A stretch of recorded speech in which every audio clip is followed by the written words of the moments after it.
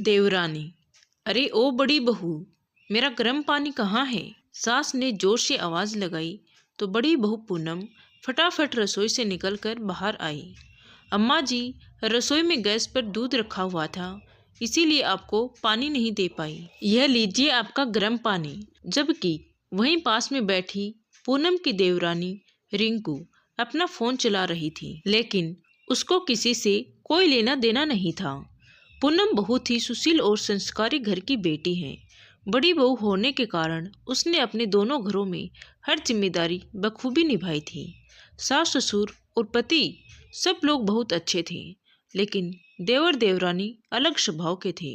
पूनम घर में पहले आई थी तो वह सास ससुर की पसंद नापसंद सब बातों का ख्याल रखती। देवरानी को पूनम फूटी आंख न भाती।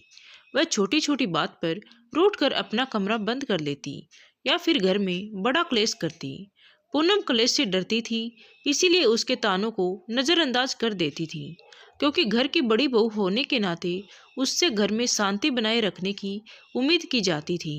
पूनम के पति रमेश अपने पिता की दुकान संभालते थे, तो देवर विकास जॉब करता था।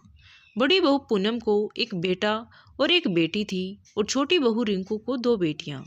यूँ तो सारे बच्चे दादा दादी की जान थे, लेकिन पूनम का बेटा यानी दादा दादी का अपने पोते से बहुत लगाव था। एक दिन छोटी बहू रिंकू की 5 साल की बेटी पारुल तेल सिर में लगाने के बजाय दीवारों पर लगा रही थी। जब पूनम ने उसे टोका तो वह बोली, बड़ी मम्मी, ये घर मेरा भी है, आप अपना काम कीजिए। पारुल के मुंह से अपना अपमान झेल पूनम की आंखें नम हो गई। सास ने जब पारुल को अपनी बड़ी मम्मी से ऐसे बोलते हुए सुना तो उसने भी उसको थोड़ा डांट दिया कि बेटा, वह आपकी मम्मी के समान है, आप उसके साथ ऐसे कैसे बात कर सकती हो। तभी पारुल ने देखा कि उसकी मम्मी सीढ़ियों से उतरकर नीचे आ रही थी, तो उसने जोर जोर से रोना शुरू कर दिया और अपनी मम्मी के गले से लिपट कर बोली, मम्मा, बड़ी मम्मी और अम्मा जी मेरे पर चिल्ला रही हैं। पारुल के बोलते ही रिंकू ने आव देखा न ताव और बिना पूरी बात जाने ही पारुल की पिटाई करना शुरू कर दिया। क्यों करती है यहाँ सबको तंग, जब तेरे को पता है कि यहाँ कोई तेरी गलती बर्दाश्त नहीं करेगा। यहाँ पर आप दोनों बहनों से कोई लगाव नहीं रखता है। तभी पूनम सारे तमाशे की जिम्मेदार खुद को समझने लगी। उसको लगा अगर मैं पारुल को कुछ भी नहीं बोलती तो ये सब नहीं होता। रिंकू पारुल को घसीटते हुए अपने कमरे में ले गई।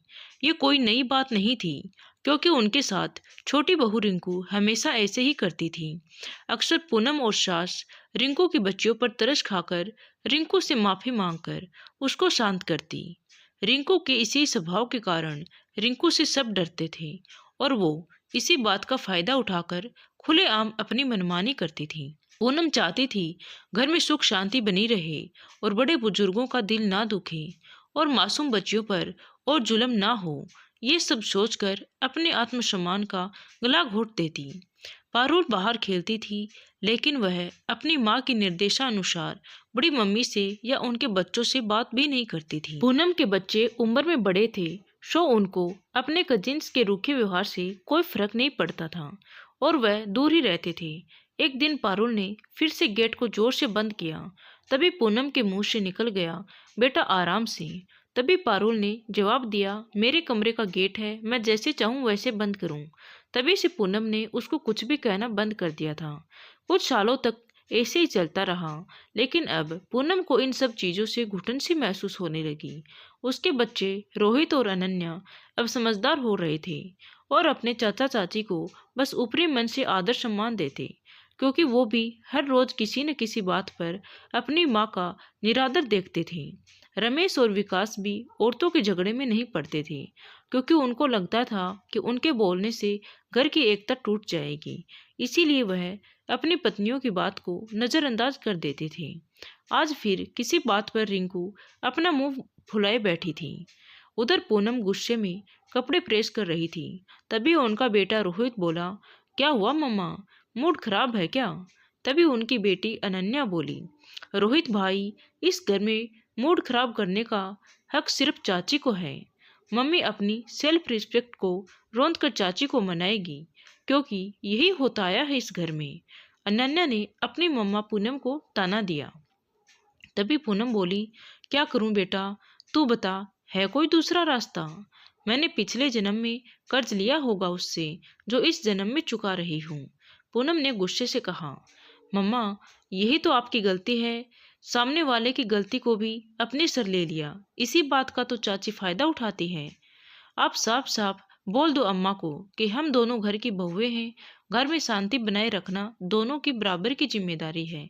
मैं शांत और सरल हूँ, तो इसका मतलब ये नहीं कि जिसका जो मन करेगा वो वैसा ही व्यवहार मेरे साथ करेगा।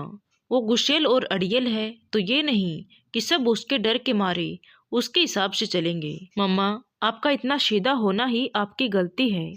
आप अगर अपना सम्मान नहीं करोगी तो दूसरा आपका सम्मान क्यों करेगा?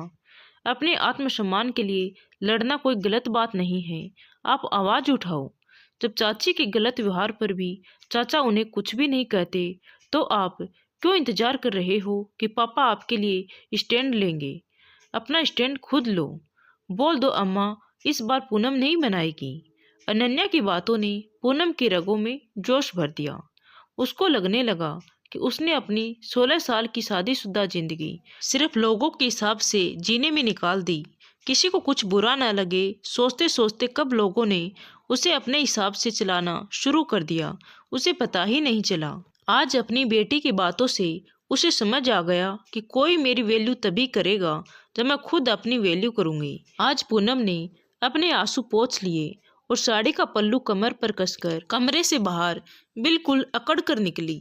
तभी रोहित ने कहा, क्या बात है बहन, मम्मा का ये एटीट्यूड तो मैंने पहली बार ही देखा है। तभी अनन्या ने कहा, मम्मा की सालों से दबी हुई चिंगारी शायद आज बाहर निकल सके। रोहित बोला, दीदी, वैसे इसको भड़काना बोलते हैं। नहीं भाई, आज मैंने माँ को अपने आप से मिलाया है। आज वो किसी की माँ, बहू, पत्नी, बड़ी मम्मी या जेठानी नहीं है, सिर्फ पूनम बनकर यहाँ से गई है।